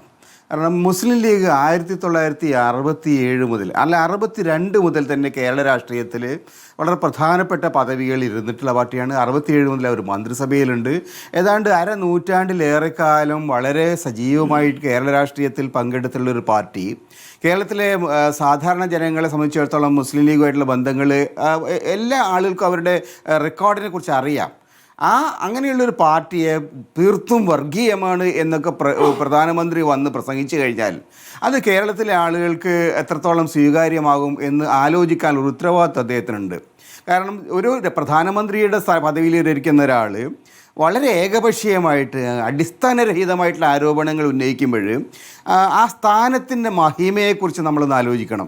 ആ മഹിമയ്ക്കനുസരിച്ചുള്ള ഒരു പ്രസംഗമായില്ല എന്നുള്ളതാണ് അതിലെ ഏറ്റവും പ്രധാനപ്പെട്ട കാര്യം എനിക്ക് തോന്നുന്നത്. അതായത് മോദിയുടെ പ്രസംഗത്തിനകത്ത് നമ്മൾ വിചാരിക്കുന്ന തരത്തിലൊരു വസ്തുനിഷ്ഠതയില്ല. വളരെ ഒരു തെരുവ് പ്രസംഗത്തിൻ്റെ, സാധാരണക്കാരായിട്ടുള്ള ആളുകൾ നടത്തുന്ന തെരുവീതികൾ നടത്തുന്ന പ്രസംഗത്തിൻ്റെ ഒരു ശൈലിയിലേക്ക് അദ്ദേഹം പോയിട്ടുണ്ട് എന്നാണ് ആ പ്രസംഗത്തിൻ്റെ പൊതുവിലുള്ളൊരു ടോണ്. രണ്ടാമത്തെ ഒരു കാര്യം, അദ്ദേഹം പറയുന്നത് രണ്ടാമത്തെ എലിമെൻ്റായിട്ട് മാവോയിസ്റ്റുകളാണ് അദ്ദേഹം കൊണ്ടുവരുന്നത്. കേരളത്തിലെ രാഷ്ട്രീയത്തെക്കുറിച്ച് അറിയുന്ന ആർക്കും അറിയാം, കേരളത്തിലെ മാവോയിസ്റ്റ് പ്രസ്ഥാനം എന്ന് പറയുന്നത് ഏതാണ്ട് 80കളുടെ അവസാനത്തോടുകൂടി പൂർണ്ണമായിട്ടും ഇല്ലായ്മ ചെയ്യപ്പെട്ടുള്ളതാണ്. 60കളിലും 70കളിലും കേരളത്തിൽ മാവോയിസ്റ്റ് പ്രസ്ഥാനം ഉണ്ടായിരുന്നു. പിന്നീട് ഉത്തരേന്ത്യയിൽ ഇപ്പോൾ ജാർഖണ്ഡ് പോലെയുള്ള പ്രദേശങ്ങളിൽ, അങ്ങനെ മഹാരാഷ്ട്രയിലെ ചില പ്രദേശങ്ങളിലൊക്കെ മാവോയിസ്റ്റ് പ്രസ്ഥാനം PWG, പീപ്പിൾസ് വാർ ഗ്രൂപ്പ് എന്നുള്ള പേരിലും ഒക്കെ വീണ്ടും തിരിച്ചു വന്ന സമയത്ത് കേരളത്തിൽ അങ്ങനെ ഒരു പ്രസ്ഥാനം ഉണ്ടായിട്ടില്ല. ഇന്ത്യയുടെ ഉത്തരേന്ത്യൻ പ്രദേശങ്ങളിൽ, ഒരു പക്ഷേ മധ്യ ഇന്ത്യയിൽ ആ പ്രദേശങ്ങളിലൊക്കെ മാവോയിസ്റ്റ് പ്രസ്ഥാനം പിന്നെ ഒരു സജീവമായിട്ട് വീണ്ടും തിരിച്ചു വന്നെങ്കിൽ പോലും കേരളത്തിൽ വളരെ ശക്തമായി കേരളത്തിലെ ഇടതുപക്ഷക്കാരടക്കമുള്ള ആളുകൾ, കേരളത്തിലെ സാധാരണക്കാരായ ആളുകൾ മാവോയിസ്റ്റ് പ്രത്യയശാസ്ത്രത്തെ ആയുധം കൊണ്ട് അധികാരം പിടിച്ചെടുക്കുന്ന, ഭരണകൂടത്തെ തകർക്കുന്ന ആ രാഷ്ട്രീയത്തെ തിരസ്കരിക്കേണ്ടതായിട്ടുള്ളത്. ഇടതുപക്ഷക്കാരെ യഥാർത്ഥ മാവോയിസ്റ്റ് പ്രസ്ഥാനത്തിൻ്റെ ആദ്യകാലത്തുണ്ടായിരുന്ന വേണുവിനെ പോലുള്ള ആളുകളടക്കം അത് പരസ്യമായിട്ട് തള്ളിക്കളയുകയും ഗാന്ധി അടക്കമുള്ള മറ്റ് തിയറിറ്റീഷ്യൻസിലേക്ക്, ഇന്ത്യൻ പൊളിറ്റിക്കൽ തിയറിസ്റ്റുകളുടെ ഭാഗത്തേക്ക് മാറുകയും ചെയ്തിട്ടുണ്ട്. അപ്പോൾ ആ ഒരു രാഷ്ട്രീയ സാഹചര്യം നിൽക്കുന്ന, അതായത് മാവോയിസ്റ്റ് രാഷ്ട്രീയത്തെ ഏതാണ്ട് പൂർണ്ണമായിട്ട് തള്ളിക്കളഞ്ഞിരിക്കുന്ന ഒരു സ്റ്റേറ്റിൽ അദ്ദേഹം മാവോയിസത്തെ ഇതിൻ്റെ ഭരണകൂടത്തിൻ്റെ അല്ലെങ്കിൽ കേരളത്തിൻ്റെ പൊളിറ്റിക്കൽ ആക്സസിലെ ഒരു പ്രധാനപ്പെട്ട കക്ഷിയായിട്ട് കാണുന്നു. രാഷ്ട്രീയവുമായിട്ട്, നമ്മുടെ സമീപകാല ജീവിതവുമായിട്ട്, കേരളീയ ജീവിതവുമായിട്ട് ഒരു തരവും ബന്ധമില്ലാത്തൊരു ആരോപണമാണ് ആ കോൺഗ്രസ്. എനിക്ക് തോന്നുന്നു കോൺഗ്രസ് ഒരു മാവോയിസ്റ്റ് പാർട്ടിയായി എന്ന മട്ടിലുള്ള വളരെ അസംബന്ധമായിട്ടൊരു പ്രസ്താവനയായിട്ട് തോന്നുന്നത്. നമ്മൾ ഈ കേരളത്തിലെ കോൺഗ്രസിനെ ഏത് കാലം മുതൽ നമ്മൾ കേരളത്തിൽ കോൺഗ്രസിനാണ്, കേരളത്തിൻ്റെ ചരിത്രത്തിൽ കോൺഗ്രസിൻ്റെ ലീഡേഴ്സ് ആയിരിക്കുന്ന മുഴുവൻ ആളുകൾ നമുക്കറിയാം. അതിൽ മാവോയിസ്റ്റ് ബന്ധങ്ങളോ മാവോയിസ്റ്റ് ചിന്തയോ മാവോയിസ്റ്റ് സമീപനമോ ഉള്ള ഏതെങ്കിലും ഒരാളെ നമുക്ക് മഷിയിട്ട് നോക്കിയാൽ കാണാൻ കഴിയില്ല. ഇങ്ങനെയുള്ളൊരു വസ്തുതകളുമായിട്ട് യാതൊരു ബന്ധവുമില്ലാത്തൊരു പ്രഭാഷണം യഥാർത്ഥത്തിൽ ഒരു പ്രധാനമന്ത്രിയുടെ പ്രഭാഷണം നിരാശാജനകമാണ്. രണ്ട് കാര്യങ്ങൾ എനിക്ക് തോന്നുന്നുണ്ട് ഇതിനകത്ത്. ഒന്ന്, ഈ മാവോയിസ്റ്റ് പ്രശ്നമാണ്. രണ്ടാമത്തെ, അദ്ദേഹത്തിൻ്റെ കേന്ദ്ര സർക്കാരിൻ്റെ പിന്നെ നൽകുന്ന പ്രോജക്റ്റ് ബജറ്റുകൾ, കേന്ദ്ര സർക്കാരിൻ്റെ പദ്ധതികൾ കേരളം നടപ്പിലാക്കുന്നില്ല തുടങ്ങിയ മറ്റ് ചില സാമ്പത്തിക ആരോപണങ്ങളുണ്ട്. വസ്തുത എന്താണ്? കേന്ദ്ര സർക്കാർ കേരളത്തിന് നൽകേണ്ട വളരെ ക്ലിയറായിട്ട് അവർ നൽകാൻ ബാധ്യസ്ഥമായിട്ടുള്ള സാമ്പത്തികമായ പാക്കേജുകൾ ഡിനൈ ചെയ്യുന്നു, റിജക്റ്റ് ചെയ്യുന്നു, തടഞ്ഞു വയ്ക്കുന്നു എന്നൊരു വസ്തുതയാണ്. കേരളത്തെ സംബന്ധിച്ചിടത്തോളം കേരളത്തിന് കിട്ടേണ്ട കേന്ദ്ര പാക്കേജിൻ്റെ ഒരു വലിയ ശതമാനം ഇപ്പോഴും കിട്ടാതെ കിടക്കുകയാണ്.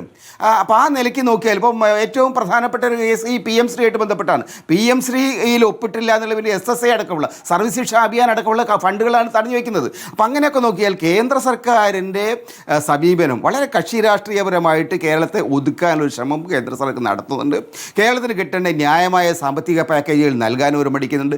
വയനാട് ഏറ്റവും സങ്കടകരമായിട്ടുള്ള വയനാട്ടിൽ അത്യന്തം ഗുരുതരമായിട്ടുള്ളൊരു ഇതുണ്ടായിട്ടുണ്ട്, ഉരുൾപൊട്ടലും സംഭവം ഉണ്ടായിട്ട് പ്രധാനമന്ത്രി നേരിട്ട് വന്ന് കണ്ടിട്ട് അദ്ദേഹം പറഞ്ഞ പാക്കേജ് അവിടെ പോയി, അദ്ദേഹം ഉറപ്പ് നൽകിയ സംഭാവനകൾ ഇവിടെ പോയി. സത്യത്തിൽ ഈ കേന്ദ്ര സർക്കാരിനെ സംബന്ധിച്ചിടത്തോളം കേന്ദ്ര സർക്കാരിന് കേരളത്തോട് കാണിക്കുന്ന അവഗണനയും ഈ എന്താ പറയുക രണ്ടാനമ്മ സമീപനം ഉണ്ടല്ലോ, അത് വളരെ വളരെ വ്യക്തമാണ്. പ്രധാനമന്ത്രി എത്ര തന്നെ അദ്ദേഹം ഇന്ത്യയിൽ വളരെ ഗംഭീരമായിട്ട് എത്ര പ്രസംഗിച്ചു കഴിഞ്ഞാലും ആ പ്രസംഗത്തിൻ്റെ ഇടയിലും വസ്തുതകൾ തെളിഞ്ഞു നിൽക്കും. പ്രധാനമന്ത്രിയുടെ പ്രസംഗം കേരളത്തിലെ ഇന്നത്തെ രാഷ്ട്രീയമായിട്ട് തട്ടിച്ചു നോക്കുമ്പോൾ കേന്ദ്ര സർക്കാർ നൽകുന്ന പാക്കേജുകളുമായിട്ട് അല്ലെങ്കിൽ കേന്ദ്ര സർക്കാരിന് സമീപനമായിട്ട് തട്ടിച്ചു നോക്കുമ്പോൾ യഥാർത്ഥത്തിൽ കേരളത്തെ സംബന്ധിച്ചിടത്തോളം ഒരിക്കലും സ്വീകാര്യമല്ല. കേരളത്തെ സംബന്ധിച്ച് അദ്ദേഹം പറയുന്ന കാര്യങ്ങൾ വാസ്തവമല്ല. പിന്നെ വേറെ ബന്ധപ്പെട്ട് മോദി പറയുന്നത് അത് മോദി മാത്രമല്ല പറഞ്ഞിട്ടുള്ളത് എന്നുള്ളതും നമ്മുടെ ഇപ്പോൾ കേരളത്തിലെ സാഹചര്യവുമായി ചേർന്ന് നിൽക്കുന്നതാണ്. കേരളത്തിലെ ചില സമുദായ നേതാക്കളുടെ പ്രതികരണം തൊട്ട് ചേർന്ന് നിൽക്കുന്നതാണ്.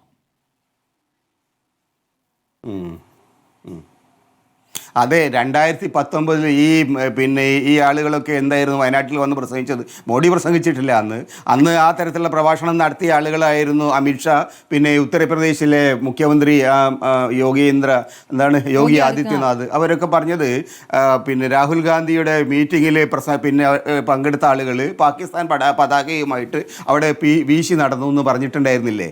ഞാൻ ഈ കോഴിക്കോട് ജീവിക്കുന്ന ആളാണ്. ആ തെരഞ്ഞെടുപ്പ് പ്രചാരണം ഞാൻ റിപ്പോർട്ട് ചെയ്യാൻ പോയിരുന്നു വേറൊരു കൂട്ടർക്ക് വേണ്ടിയിട്ട്. ഞാനത് നേരിട്ട് കണ്ടാണ്. ഇപ്പോൾ പാകിസ്ഥാൻ പതാക എന്ത് മുസ്ലിം ലീഗ് പതാക എന്ന് തിരിച്ചറിയാൻ കഴിവില്ലാത്ത കൂട്ടരാണോ കേന്ദ്ര സർക്കാരിൻ്റെ ആഭ്യന്തര വകുപ്പ് ഭരിക്കുന്നത് എനിക്കറിയില്ല. പക്ഷേ ആ തരത്തിൽ വളരെ തികഞ്ഞ വർഗീയ ദുഷ്ടലാക്കോടുകൂടി സമൂഹത്തെ വിഭജിക്കുക എന്നുള്ള ഉദ്ദേശത്തോട് കൃത്യമായിട്ടുള്ള ഒരു കമ്മ്യൂണൽ അജണ്ട കേരളത്തിൻ്റെ മണ്ണിൽ പ്രസരിപ്പിക്കാൻ വേണ്ടിയിട്ട് അദ്ദേഹത്തിൻ്റെ പാർട്ടി ധാരാളം ശ്രമിച്ചിട്ടുണ്ട്, കഴിഞ്ഞ കാലങ്ങളിൽ ശ്രമിച്ചിട്ടുണ്ട്. അതിൽ അദ്ദേഹം വിജയിച്ചില്ല എന്ന് മാത്രമല്ല, രാഹുൽ ഗാന്ധിക്ക് കിട്ടിയതിനേക്കാൾ കൂടുതൽ വോട്ടോട് കൂടിയാണ് പിന്നീട് പ്രിയങ്ക ഗാന്ധി അതേ മണ്ഡലത്തിൽ നിന്ന് ജയിച്ചു പോയിട്ടുള്ളത്. അതുകൊണ്ട് മോദി മനസ്സിലാക്കേണ്ടത് വാചക കസർത്ത് കൊണ്ട് കേരളത്തിൽ ജയിക്കാൻ കഴിയില്ല. അത് ചിലപ്പോൾ UPയിലോ അല്ലെങ്കിൽ അദ്ദേഹത്തിന് ഗുജറാത്തിലൊക്കെ നടക്കുമായിരിക്കും. പക്ഷേ കേരളത്തിൽ പൊളിറ്റിക്കലായിട്ട് വളരെ കൃത്യമായിട്ട് കാര്യങ്ങൾ മനസ്സിലാക്കിയിട്ട് വസ്തുതകൾ പരിശോധിച്ചിട്ട് വോട്ട് കൊടുക്കുന്ന ജനങ്ങളാണ് ഇവിടെ ഇരിക്കുന്നത്. ഇവിടെയുള്ള ജനങ്ങൾക്ക് രാഷ്ട്രീയമായിട്ടുള്ള ബോധമുണ്ട്. അങ്ങനെയുള്ളൊരു ജനതയുടെ മുമ്പിൽ നടത്തേണ്ട ഒരു പ്രസംഗമല്ല മോഡിയിൽ നിന്ന് വന്നത്. അദ്ദേഹം കുറേ എന്തൊക്കെയോ വിളിച്ച് പറഞ്ഞിട്ട് അങ്ങോട്ട് പോയി എന്നല്ലാതെ രാഷ്ട്രീയമായിട്ട് പക്വതയുള്ളൊരു പ്രസംഗമായിട്ട് അതിനെ കാണാൻ കഴിയില്ല.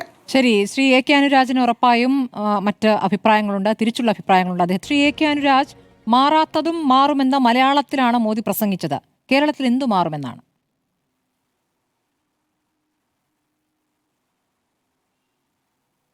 ഇന്നത്തെ പ്രധാനമന്ത്രിയുടെ തിരുവനന്തപുരത്തെ പ്രസംഗങ്ങൾ BJP ദേശീയ തലത്തിൽ ഉയർത്തിക്കാണിക്കുന്ന നയപരിപാടികൾക്ക്, പ്രവർത്തന രീതികൾക്ക് അവർക്ക് തുടർച്ചയായി വിവിധ സംസ്ഥാനങ്ങളിലും അതുപോലെ തന്നെ കേന്ദ്രത്തിലും ലോക്സഭയിലേക്കുമുള്ള തെരഞ്ഞെടുപ്പ് വിജയങ്ങളിൽ തുടർച്ചയായി വിജയം കിട്ടുന്ന പാതയിലുള്ള അടുത്തൊരു ചുവടാണ്. അത് വളരെ വിജയകരമായിട്ട് ഇന്ന് പ്രധാനമന്ത്രി നരേന്ദ്രമോദി നിർവഹിച്ചിട്ട് മടങ്ങി എന്നുള്ളതാണ് വസ്തുത. മറ്റ് വിമർശനങ്ങൾ അവിടെ നിൽക്കട്ടെ. പ്രധാനമന്ത്രി നരേന്ദ്രമോദിയുടെ പ്രസംഗത്തിന് രണ്ട് ഭാഗങ്ങളാണ് ഉണ്ടായിരുന്നത്. ഒന്ന്, കേന്ദ്ര സർക്കാരിന്റെ പ്രവർത്തനം, NDA സർക്കാരിന്റെ പ്രവർത്തന പദ്ധതി, അതിനകത്തുണ്ടായ നേട്ടങ്ങൾ. രണ്ട്, രാഷ്ട്രീയം. ഈ രണ്ട് കാര്യങ്ങളും രണ്ട് വേദികളിലായിട്ട് പറഞ്ഞിട്ടുണ്ട്. അതിന് വലിയ സ്വീകാര്യത ലഭിച്ചിട്ടുണ്ട് എന്ന് നമുക്ക് മനസ്സിലാക്കാൻ സാധിക്കും. കാരണം അത്ര വലിയ തോതിലുള്ള ആൾക്കൂട്ടമാണ് തിരുവനന്തപുരത്ത് ഇന്നുണ്ടായിരുന്നത്. അഭൂതപൂർവമായ ആൾക്കൂട്ടമാണ്. നേരത്തെയും ഇതുപോലെ തന്നെയാണ്. നരേന്ദ്രമോദി വന്ന് റോഡ് ഷോ ഒക്കെ നടത്തിപ്പോയ മടങ്ങിയ സമയത്ത് അതിന്റേതായ തെരഞ്ഞെടുപ്പ് വിജയം നമുക്കറിയാം തൃശ്ശൂരിൽ ഉണ്ടായിട്ടുണ്ട്. ഇത്തവണ അതുപോലെ തിരുവനന്തപുരത്ത് ഉണ്ടായിട്ടുണ്ട്. അദ്ദേഹം പ്രസംഗിച്ചത് രാഷ്ട്രീയം. അഹമ്മദാബാദിലായിരുന്നു BJPയുടെ തുടക്കം, ഗുജറാത്തിൽ. അവിടുന്ന് വച്ചടി കയറ്റമായിരുന്നു എന്നാണ്. ആ രീതിയിൽ മുന്നോട്ട് പോകും. കേരളത്തിൽ വികസനം വിഷയമാകുന്നില്ല എന്നാണ് BJP ഉന്നയിക്കുന്ന പ്രധാന ആരോപണം. ഇടത് വലത് മുന്നണികൾ ഒരിക്കലും, അല്ലെങ്കിൽ കേരളത്തിൽ പ്രബലമായ രാഷ്ട്രീയ പാർട്ടികൾ ഒന്നും തന്നെ വികസനം എന്ന വിഷയം ഉയർത്തി കാണിക്കുന്നില്ല. രാഷ്ട്രീയമായ തർക്കത്തിന് ശ്രമിക്കുകയാണ്. ആ സ്ഥിതിക്ക് മാറ്റം വരുത്തേണ്ടതുണ്ട്. അങ്ങനെയാണ് ഞങ്ങൾ വിജയിച്ച സംസ്ഥാനങ്ങളിലെല്ലാം ഞങ്ങൾ മാറ്റം വരുത്തിയിട്ടുള്ളത് എന്നാണ് അവർ പറയുന്നത്. ആ വിജയ അതായത് ഫോർമുല വളരെ ചെറിയ ഉണ്ടായിരുന്നതിനാണ് തുടക്കമായിരുന്നു പിന്നെ MMC-യുമായി വന്നത് 30 വർഷങ്ങൾക്ക് മുൻപ്. അപ്പോൾ ഓരോ സംസ്ഥാനങ്ങളിലും MMC രാഷ്ട്രീയമാണ്. മുസ്ലിം ലീഗിനും അതുപോലെ തന്നെ അതിതീവ്ര കമ്മ്യൂണിസ്റ്റ് സ്വഭാവമുള്ള രീതിയിലേക്കും കോൺഗ്രസ് മാറുന്നു എന്ന വിമർശനമാണ് നരേന്ദ്രമോദി കേരളത്തിലെ കോൺഗ്രസിനെ കുറിച്ച് ഉന്നയിച്ചത്. അതുതന്നെയാണ് BJP പറയുന്ന രാഷ്ട്രീയം. ആ രാഷ്ട്രീയത്തിലേക്കും ആ സംസാരത്തിലേക്കും എത്തിച്ചത് കേരളത്തിലെ കോൺഗ്രസിന്റെ പ്രവർത്തനമാണ്. നമുക്കാർക്കും കേരള തീർച്ചയായിട്ടും എന്താണ് അങ്ങ് വിശദീകരിക്കാമോ എന്താണ് ഈ എനിക്ക് മനസ്സിലായിട്ടുണ്ട്. സമയം തരാൻ ഞാൻ പറഞ്ഞു തരാം. ശരി, പറയൂ. എനിക്ക് മനസ്സിലായിട്ടുണ്ട്, ഞാനത് പറഞ്ഞു തരികയും ചെയ്യാം. മുസ്ലിം ലീഗ് ഇപ്പൊ ഈ സമയത്ത് വർഗീയതമായിട്ടുള്ള വിഷയമായിട്ട് വന്നത് മതമാണ് പ്രശ്നം എന്ന് പറഞ്ഞ് ഈ അസമയത്തും അല്ലെങ്കിൽ ഈ തെരഞ്ഞെടുപ്പ് സമയത്തും അപ്രതീക്ഷിതമായി അത്തരം വിഷയവുമായിട്ട് മുന്നോട്ട് വന്നത് മുസ്ലിം ലീഗാണ്. ആ മുസ്ലിം ലീഗിന്റെ ആ വർഗീയ നിലപാടിനെ മുസ്ലിം ലീഗിന്റെ മറ്റു പല നേതാക്കന്മാരും അതേ രീതിയിൽ പറഞ്ഞു. ആ നയം ശരിയല്ല എന്ന് കോൺഗ്രസിന്റെ നേതാക്കന്മാർ പറഞ്ഞിട്ടുണ്ട്. കോൺഗ്രസിന്റെ KPCC പ്രസിഡന്റോ അല്ലെങ്കിൽ മുൻ മുഖ്യമന്ത്രിയോ ഒക്കെ എത്രയോ കാലത്ത് മുന്നേ ചൂണ്ടിക്കാണിച്ചതാണ്. അതൊക്കെ വീണ്ടും സോഷ്യൽ മീഡിയ കുത്തിപ്പൊക്കുന്ന കാലം ഉണ്ടായി. ഇത് ശൂന്യതയിൽ നിന്ന് പൊക്കിക്കൊണ്ടുവന്ന ഒരു വിഷയമാണ്. ആ വിഷയത്തോട് ഈ ഘട്ടത്തിൽ പ്രതികരിക്കുക എന്നുള്ളതാണ് BJP അല്ലെങ്കിൽ NDA ചെയ്യുന്നത്. അങ്ങനെ പ്രതികരിക്കേണ്ടുന്ന ഒരു സാഹചര്യം ഉണ്ടാക്കിയത് അത്തരത്തിൽ നോക്കുമ്പോൾ മുസ്ലിം ലീഗിന്റെ നേതൃത്വവും കോൺഗ്രസ് അതിനോട് മൗന നിലപാട് സ്വീകരിച്ച കോൺഗ്രസുമാണ്. ഇതേ രീതി തന്നെയാണ് LDFന്റെ പക്ഷത്തും. LDFും ഇത്തരത്തിലുള്ള കമ്മ്യൂണൽ വോട്ടുകളെ എങ്ങനെ സംഘടിപ്പിക്കാം എന്നുള്ള രീതിയിലുള്ള പ്രവർത്തനം നടത്തിക്കൊണ്ടിരിക്കുകയാണ്. BJP ഇപ്പൊ പുതുതായിട്ട് മതമൊന്നും പറഞ്ഞിട്ടില്ല. BJPയുടെ രാഷ്ട്രീയത്തിൽ BJP ഉറച്ചു നിൽക്കുകയാണ്. BJPയുടെ രാഷ്ട്രീയത്തിൽ വേഷം കണ്ടാൽ തിരിച്ചറിയാമെന്ന് പറയുന്നത് അതെന്ത് അടിസ്ഥാനത്തിലാണ്? അതെന്ത് മതേതര പ്രതികരണമാണ്? അല്ല, ഞാൻ പറയുന്നത് BJP എന്നും എടുക്കുന്ന രാഷ്ട്രീയ നിലപാടിലേക്ക് വരികയാണ്. ഇപ്പോൾ ഇത്തരത്തിൽ ആ BJPയുടെ നിലപാടല്ലേ നിങ്ങൾ തുടരുന്നത്, മറ്റുള്ളവരോടല്ലേ തുടരുന്നത് എന്ന് ചോദിക്കുന്നത്. BJP നിലപാട് മാറ്റിയിട്ടൊന്നുമില്ല, മറ്റു പലരും നിലപാട് മാറ്റി. അപ്പൊ ആ സമയത്ത് ആ വിഷയം ചർച്ചയ്ക്ക് വന്നു. ആ ചർച്ചയ്ക്ക് വന്നപ്പോൾ നേരത്തെ ഉണ്ടായതുപോലെ ഉള്ള തന്നെ പ്രതികരണങ്ങളാണ് ഇത്തരത്തിൽ ഈ വിഷയത്തിലുള്ളത്. മുസ്ലിം ലീഗ് എന്നുള്ളത് മുസ്ലിം എന്ന പേര് തന്നെ കൊണ്ടു നടക്കുന്ന ഒരു പാർട്ടിയാണ്. അതിന്റെ മതേതരത്വം അളക്കുന്നത് KM ഷാജിയുടെ പ്രസംഗത്തെ അടിസ്ഥാനമാക്കിയിട്ടാണ് മോദിയുടെ പ്രസംഗം എന്നാണ് അങ്ങ് പറഞ്ഞു വരുന്നത്. അല്ല, അങ്ങനെ ഞാൻ പറഞ്ഞിട്ടില്ല. അങ്ങനെ വ്യാഖ്യാനിക്കരുത്. ഞാൻ പറഞ്ഞത് ഈ വിഷയത്തിന് തുടക്കമിട്ടത് മുസ്ലിം ലീഗ് നേതാക്കളാണ്. അതെന്തായിരുന്നു ആ പ്രസംഗം? എന്തായിരുന്നു?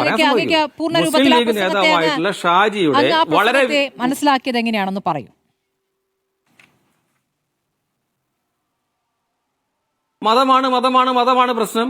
ഈ സമുദായത്തിന് വേണ്ടി നിൽക്കുന്നില്ലെങ്കിൽ പിന്നെ എന്തിനാണ് രാഷ്ട്രീയ പ്രവർത്തനം നടത്തുന്നത്? ആ രീതിയിൽ അതായത് കൊക്കിലെ ശ്വാസം നിലയ്ക്കുന്നവരെ മതമാണ് ഞങ്ങളുടെ വിശ്വാസത്തിന്റെ അടിത്തറ എന്ന് പറഞ്ഞാൽ മുസ്ലിം ലീഗ് മുസ്ലിം ന്യൂനപക്ഷത്തിന് വേണ്ടി തന്നെ തുടങ്ങിയ സംവിധാനമാണ് എന്ന് പറയുന്നതും അപരമത വിദ്വേഷം പറയുന്നതും രണ്ടാണ്.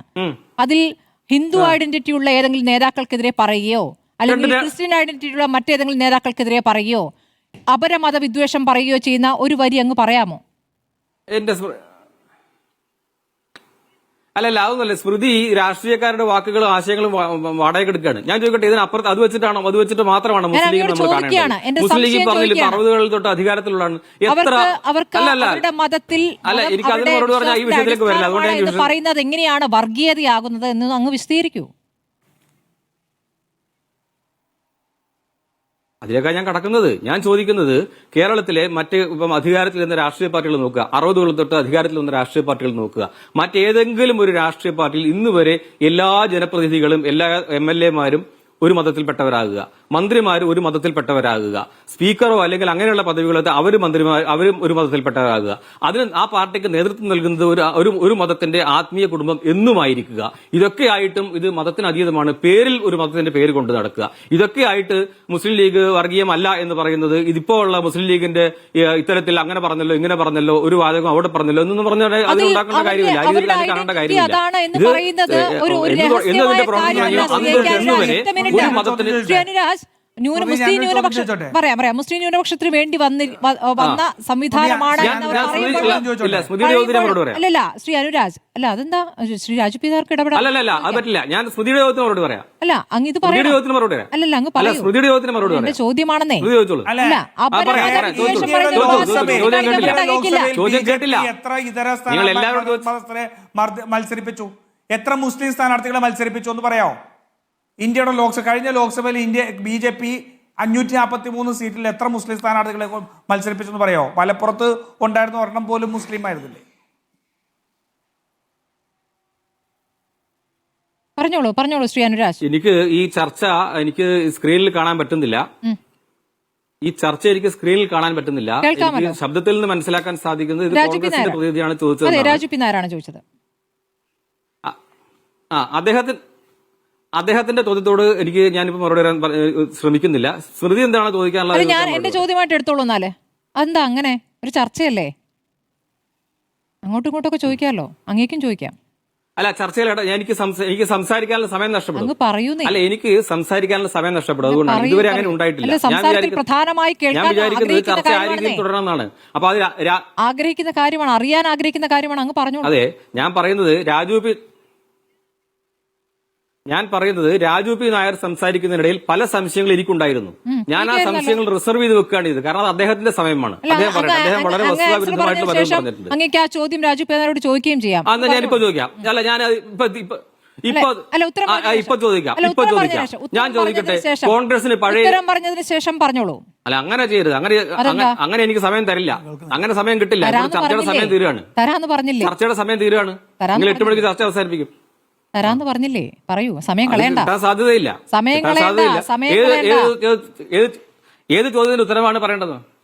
അങ്ങ് രണ്ടിനും പറഞ്ഞു. ഏത് ചോദ്യത്തിന് ബിജെപി എത്ര മുസ്ലിം സ്ഥാനാർത്ഥികളെ നിർത്തിയിട്ടുണ്ട്? എന്താണ് ചോദ്യം? മുസ്ലിം ന്യൂനപക്ഷത്തിൽ എത്രത്തോളം പ്രാതിനിധ്യം ബിജെപിയിലുണ്ട്? അങ്ങ് പറഞ്ഞോളൂ.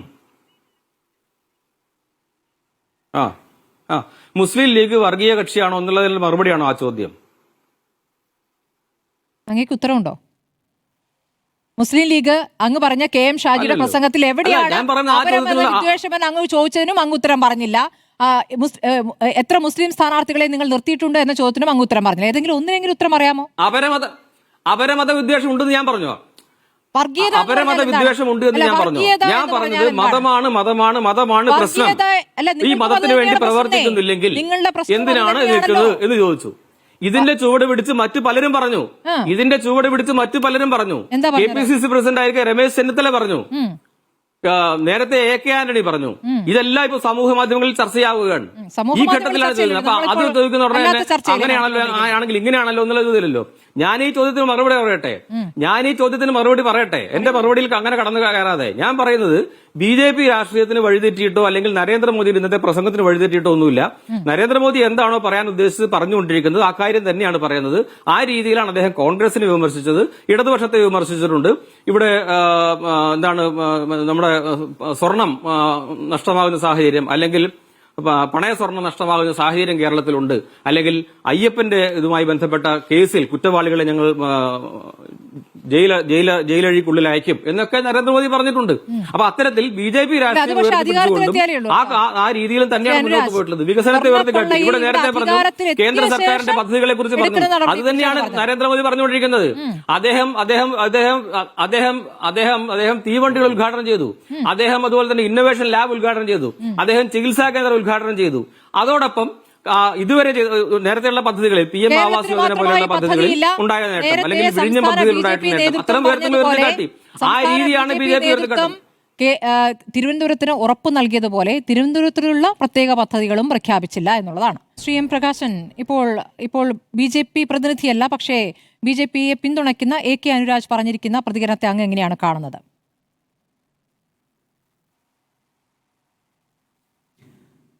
ഇതില് ഞാൻ അദ്ദേഹം പറയുന്ന കാര്യങ്ങൾ പൂർണ്ണമായി ഞാൻ കേട്ടില്ല, ഇടയ്ക്ക് കട്ടായി പോയിരുന്നു. ഇതിൽ വളരെ ഗൗരവമായിട്ടുള്ള കാര്യം, വികസിത കേരളം എന്ന മുദ്രാവാക്യമാണല്ലോ ഇന്നത്തെ അദ്ദേഹത്തിൻ്റെ വരവിൻ്റെ ക്യാപ്ഷൻ. വികസനത്തെക്കുറിച്ച് പറയുന്ന ആളുകൾ NHന് എന്തുകൊണ്ട് നമുക്ക് മറ്റ് സംസ്ഥാനങ്ങൾ വ്യത്യസ്തമായിട്ട് കേരളത്തിലെ സ്ഥലമെടുപ്പിന് പണം കൊടുക്കേണ്ടി വരുന്നു? എന്തുകൊണ്ട് വിഴിഞ്ഞത്തിന് മറ്റെല്ലാ പോർട്ടുകൾക്കും അനുവദിച്ച പണം തരുന്നില്ല? കേരളത്തിൻ്റെ കേരയിൽ അംഗീകാരം തരാതെ മാറ്റിവെക്കുന്നത് എന്തുകൊണ്ടാണ്? നിർദ്ദിഷ്ട NIT കേരളത്തിൽ എന്തുകൊണ്ട് അനുവദിക്കുന്നില്ല? കേരളത്തിന് നേരത്തെ ആവശ്യപ്പെട്ട റെയിൽവേ സോൺ, റെയിൽവേ പറ്റി പറഞ്ഞു പ്രധാനമന്ത്രി. ഇവിടെ കുറേ കോച്ചുകളും അതിൽ ഉദ്ഘാടനം ചെയ്യുന്നത് സംബന്ധിച്ച് കേരളത്തിന് എന്തുകൊണ്ട് പ്രത്യേക സോൺ അനുവദിക്കുന്നില്ല? നേരത്തെ പ്രഖ്യാപിച്ച കേരളത്തിൻ്റെ റെയിൽവേ കോച്ച് ഫാക്ടറി എന്തുകൊണ്ട് തരുന്നില്ല? വികസിത കേരളമെന്ന് ഇങ്ങനെ പറഞ്ഞുകൊണ്ട് മാത്രമായില്ലല്ലോ. എന്തിന് തിരുവനന്തപുരം നഗരത്തെ ഇന്ത്യയിലുള്ള ഏറ്റവും വലിയ മോഡേൺ സിറ്റിയാക്കും എന്ന് പറഞ്ഞാൽ അതിനു വേണ്ടിയുള്ള ഒരു ചെറിയ പദ്ധതിയെങ്കിലും പറയണ്ടേ? ഒരു 10 രൂപയുടെ പദ്ധതി ഞാനിതാ തരുന്നു, അത് പറയാതെ പിന്നെ വെറുതെ മോഡേൺ സിറ്റി എന്ന് പറഞ്ഞ കാര്യമുള്ളത്. അപ്പോൾ അദ്ദേഹം പറഞ്ഞിരിക്കുന്ന കാര്യം ഒരു കേവലം രാഷ്ട്രീയ പ്രസംഗം മാത്രമാണ്. ഈ കേരളത്തിലെ അദ്ദേഹം മുന്നോട്ടേക്ക് വെച്ച മുദ്രാവാക്യമായിട്ട് പൊരുത്തമുള്ള ഒരു കാര്യവും അദ്ദേഹം പറഞ്ഞില്ല. ചെറുപ്പക്കാർക്ക് വേണ്ടി ഞാൻ പ്രവർത്തിക്കുന്നു എന്ന് പറഞ്ഞു, കൃഷിക്കാർക്ക് വേണ്ടി പ്രവർത്തിക്കുന്നു എന്ന് പറഞ്ഞു, കേരളത്തിൽ ഒരുപാട് പണം തന്നിരിക്കുന്നു എന്ന് പറഞ്ഞു. പക്ഷേ കേരളത്തോട് കാണിക്കുന്ന അവഗണനയെ സംബന്ധിച്ചോ കേരളത്തിനുള്ള പ്രത്യേകമായിട്ട് പദ്ധതിയെ സംബന്ധിച്ചോ ഒന്നും പറഞ്ഞില്ല. ഇപ്പോൾ എത്ര കാലമായി കേരളത്തിൽ ഒരു ഗവർണറെ അടിച്ചേൽപ്പിച്ചിട്ട് ഈ കേരളത്തോട് യുദ്ധം ചെയ്യുന്ന, സ്റ്റേറ്റ് ഗവൺമെൻറ്റോട് യുദ്ധം ചെയ്യുന്ന ഒരു ഗവർണർ മുന്നോട്ട് കൊണ്ടുവരുന്നു പറയുന്നുണ്ടോ? അപ്പോൾ യഥാർത്ഥത്തിൽ കേരളീയർ കേൾക്കാൻ എന്താണോ ആഗ്രഹിച്ച കാര്യങ്ങളെ സംബന്ധിച്ചൊന്നും പറയുന്നില്ല. പിന്നെ ലീഗ് ഈ പറയുന്ന പോലെ ജമാഅത്ത് ഇസ്ലാമി എല്ലാം ഉപയോഗിച്ചുകൊണ്ട് വർഗീയ പ്രചരണം അതൊരു വസ്തുതയാണ്.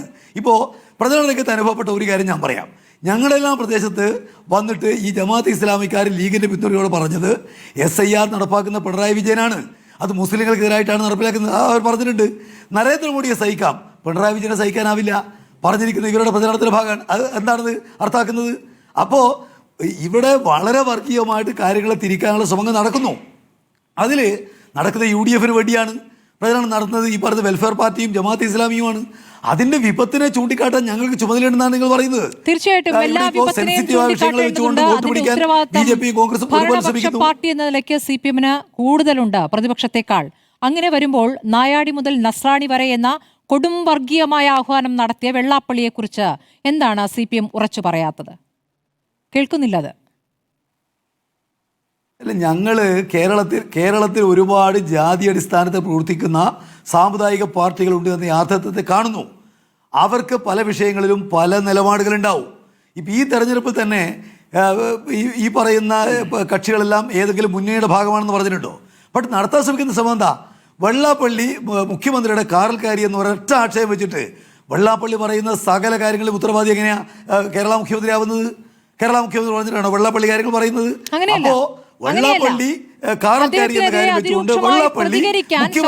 പ്രതികരിക്കാൻ തയ്യാറാകുന്നില്ല എന്നിടത്താണ് പ്രശ്നം.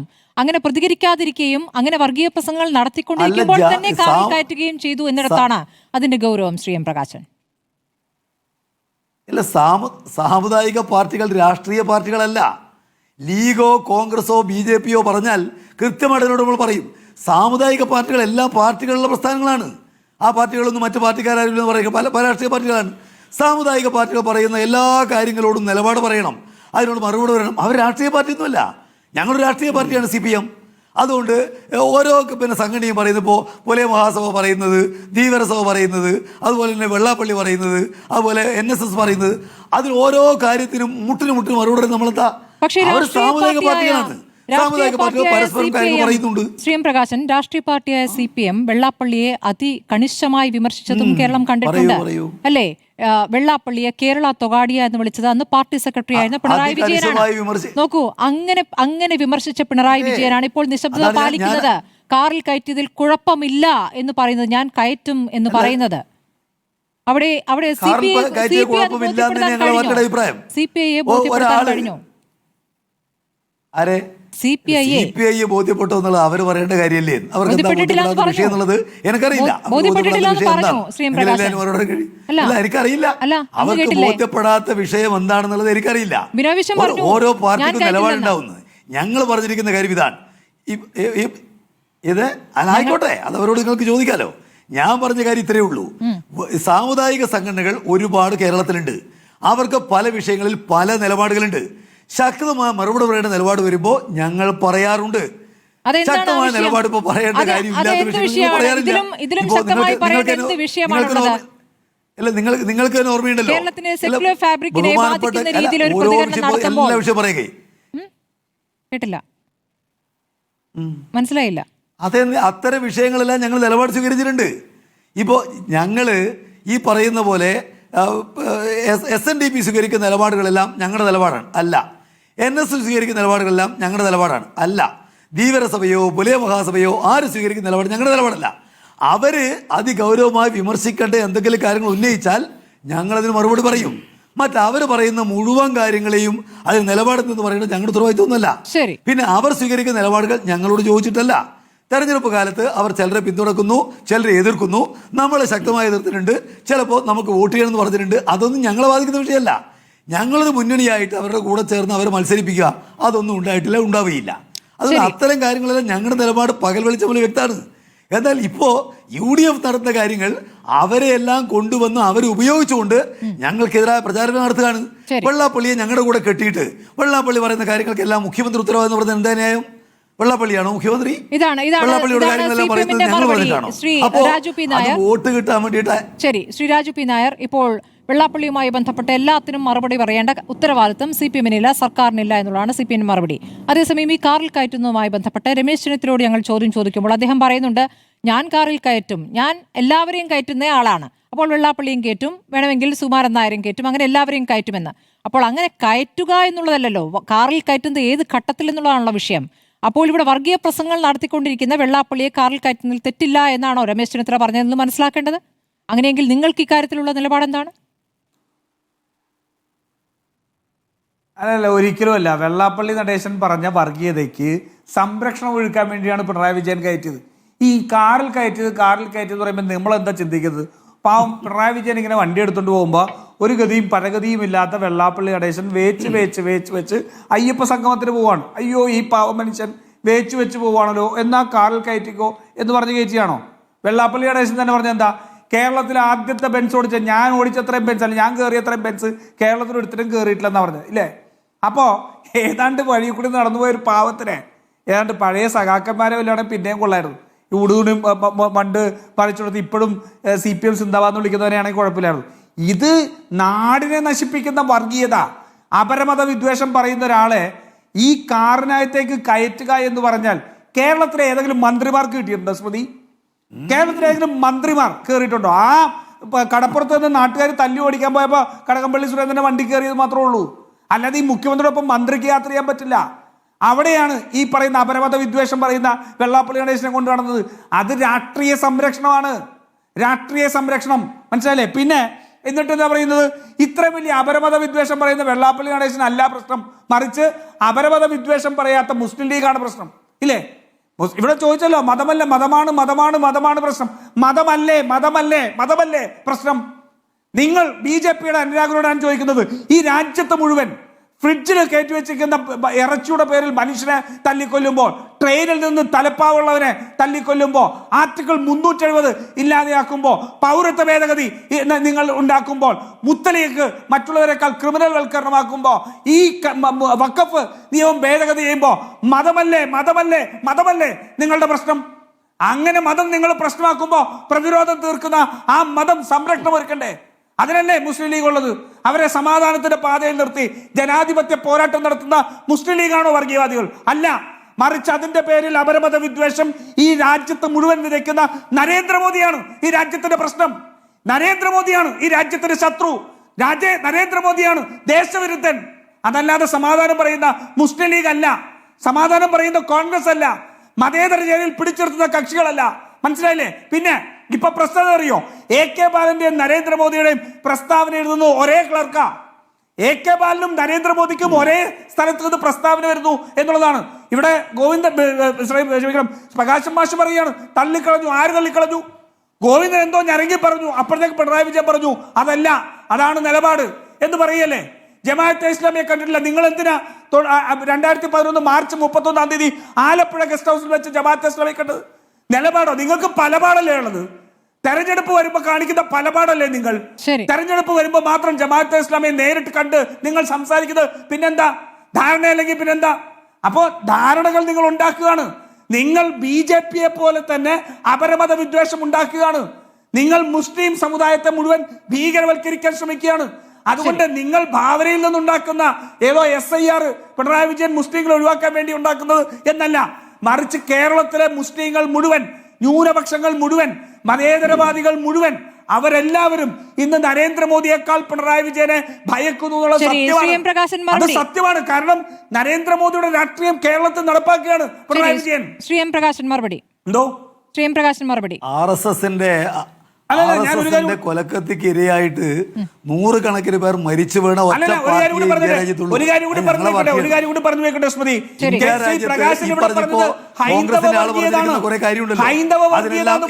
വർത്തമാനം പറയാൻ ഒരൊറ്റ കോൺഗ്രസിന്റെ MP തയ്യാറായിട്ടില്ല.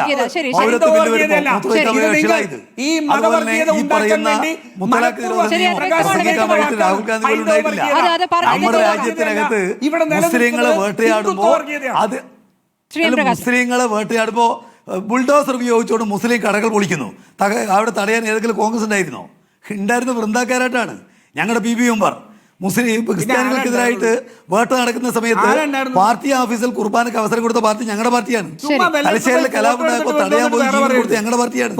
RSSകാരന് വെട്ടേറ്റ് മരിക്കുന്നത് ഞങ്ങളുടെ പാർട്ടിയാണ്. നിങ്ങളുടെ പാർട്ടി നിങ്ങളുടെ നേതാവ് RSSന്റെ ശാഖയ്ക്ക് കാവൽ നിന്നയാളാണ്. നിങ്ങളുടെ പ്രതിപക്ഷ നേതാവ് ഇവിടെ RSS നേതാവിന് അദ്ദേഹത്തിന് ജന്മശതാബ്ദിയിൽ പോയിട്ട് പരിപാടി പങ്കെടുത്ത ആളാണ്. അതുകൊണ്ട് അതിനെ പറ്റിയൊന്നും പറയണ്ട.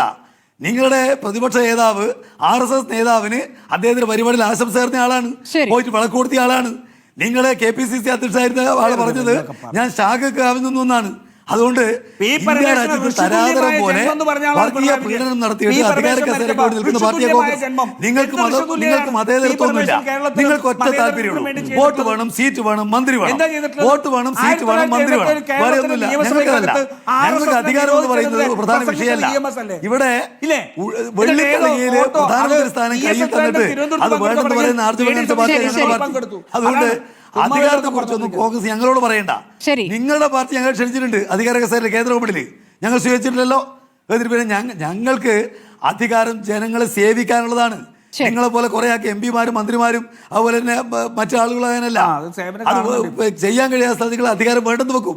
അതിനൊന്നുള്ള ഒരാർജവും ഇന്ത്യൻ നാഷണൽ കോൺഗ്രസ് ഇല്ല എന്ന് ഇന്ത്യയിലെ മുഴുവനാക്കും അറിയാം. ശരി, നമ്മുടെ സമയം പൂർണ്ണമായി അവസാനിച്ചുകൊണ്ടാണ് വളരെ നന്ദി Shri M Prakashan, Shri Raju P Nair, Shri AK Anuraj, Shri NP ചക്കുട്ടി ചർച്ചയിൽ പങ്കെടുത്തതിന്.